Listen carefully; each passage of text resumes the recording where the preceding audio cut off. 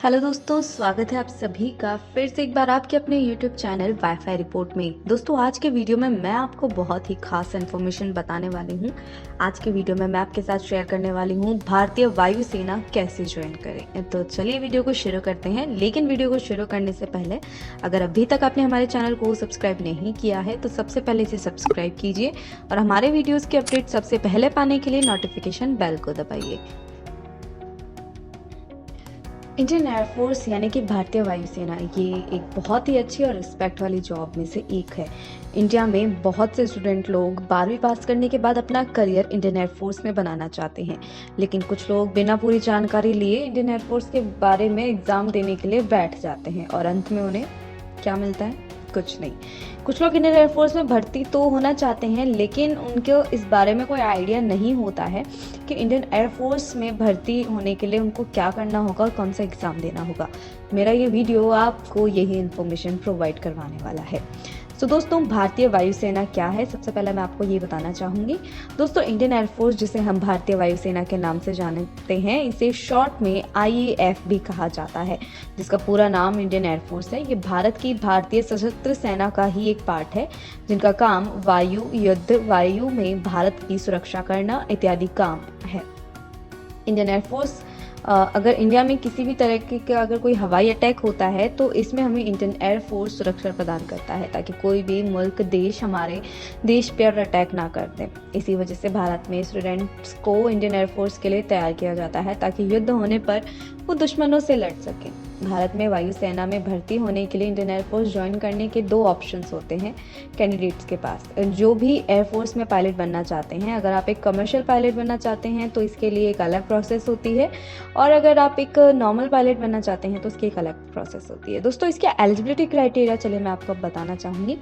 Air force में भर्ती होने के लिए 12वीं पास होना ज़रूरी है, जिसमें 12वीं के अंदर आपके पास PCM सब्जेक्ट होना चाहिए, यानी कि फिजिक्स, केमिस्ट्री और मैथ। 12वीं में आपके कम से कम 50% मार्क्स होने चाहिए। कैंडिडेट की उम्र 16.5 से 19 साल के बीच होनी चाहिए और आप NDA का एग्ज़ाम ज़रूर दें। कैंडिडेट फिजिकल फिटनेस में भरपूर होने चाहिए। भारतीय वायुसेना को ज्वाइन कैसे करें, सवाल क्या आता है। मैंने आपको बता दिया कि ये होता क्या है और इसके एलिजिबिलिटी क्राइटेरिया क्या है। नाउ मैं अब आपको बताना चाहूँगी कि आखिर में ये ज्वाइन कैसे कर सकते हैं। इसको ज्वाइन करने के लिए सबसे पहले आप PCM सब्जेक्ट के साथ 12वीं पास करें। अगर आप भारत में भारतीय वायुसेना में भर्ती होना चाहते हैं तो इसके लिए सबसे पहले आपको 12वीं क्लास पास करनी होगी, वो भी साइंस सब्जेक्ट PCM के साथ में, यानी फिजिक्स, केमिस्ट्री, मैथ्स के साथ में कम से कम 50% मार्क्स होने चाहिए, यानी कि आपको अच्छे नंबरों से पास होना है। तो अगर आप 10th पास करने के बाद सीधा साइंस सब्जेक्ट चुनना होगा आपको, और अगर आप इंडियन एयरफोर्स में भर्ती होना चाहते हैं तो सेकंड आती है स्टेप, NDA का एग्ज़ाम दें। अगर आप भारतीय वायुसेना में जाना चाहते हैं तो 12वीं पास करने के बाद भर्ती होने के लिए NDA का फॉर्म आपको भरना होगा, और उसकी नोटिफिकेशन हम समय समय पर हमारे चैनल पर लेकर आते रहते हैं, तो आप नोटिफिकेशन बेल को ज़रूर दबा लीजिएगा। NDA का पूरा नाम नेशनल डिफेंस एकेडमी होता है, जहां से आप जल सेना, थल सेना, वायुसेना के लिए अप्लाई कर सकते हैं। यह एग्ज़ाम हर साल UPSC कंडक्ट करता है, जो कि साल में 2 बार होते हैं, जो कि अप्रैल और सितंबर में होता है, और इसके फॉर्म हर साल जून और दिसंबर में निकलते हैं। तो आपको इस फॉर्म को भरना होगा।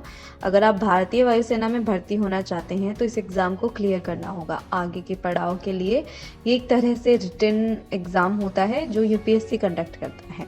थर्ड स्टेप आती है, अब आपको SSB का इंटरव्यू क्लियर करना होगा। जी हाँ, NDA का एंट्रेंस एग्ज़ाम क्लियर करने के बाद आप भारतीय वायुसेना में भर्ती के लिए SSB इंटरव्यू राउंड होता है, उसको क्लियर करना होता है।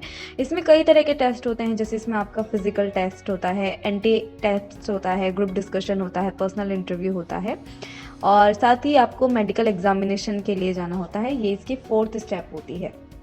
जी हाँ, जैसे ही SSB इंटरव्यू राउंड आप क्लियर कर लेते हैं, इसके बाद आपको मेडिकल एग्जामिनेशन के लिए भेजा जाता है, जिसमें ये चेक किया जाता है कि आपको किसी भी तरीके की बीमारी तो नहीं है, आप फिट हैं, यानी ये सब टेस्ट को भी आपको क्लियर करना होता है। एयरफोर्स में भर्ती के लिए जो भी कैंडिडेट इन चीज़ों में इन सब को क्लियर कर लेते हैं, वो इंडियन एयरफोर्स की वो मेरिट लिस्ट बनाई जाती है, जिसमें उनका क्वालिफाइड में अगर नाम होता है तो जाहिर सी बात है आप एनडीए में जा सकते हैं।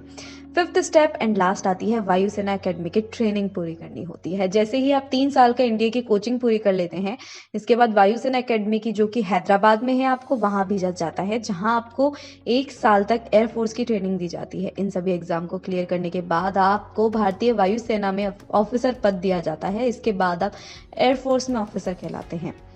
तो ये सारी वो प्रोसेस है जो कि स्टेप बाय स्टेप प्रोसेस है। अगर आपको इंडियन एयरफोर्स ज्वाइन करना है तो आपको इन सभी चीज़ों को फॉलो करना होगा। तो आप इस तरीके से वायुसेना में जा सकते हैं।